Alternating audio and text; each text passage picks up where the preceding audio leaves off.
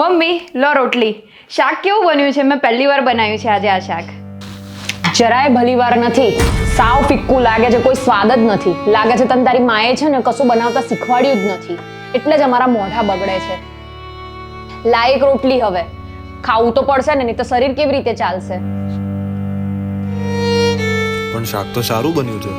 ચૂપ રહો તમે, તમને કઈ ખબર ના પડે. વહુની તારીફો કરીને માથે ના ચડાવવાની હોય. ચૂપ રહો. મમ્મી આલો રોટલી. શાક કેવું બન્યું છે? મેં આ શાક આજે પહેલી વાર બનાવ્યું છે. અરે વાહ દીકરા, પહેલી વાર બનાવ્યું છે?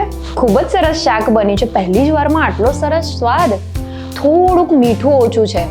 તને ટોકતી નથી, ખાલી કરેક્ટ કરું છું. તારી માં જેવી છું ને હું. બાકી તો એકદમ સરસ બન્યું છે. લાઈ જલ્દી એક રોટલી વધારે આપ, આજે તો હું વધારે ખાઈશ. પણ શાક તો સાવ ફીક્કું બન્યું છે. ચૂપ રહો. વહુએ પહેલી વાર કંઈક બનાવ્યું છે, આમ વાધા વચકા કાઢીને એને ડિસ્કરેજ ના કરાય. એને એન્કરેજ કરવી જોઈએ.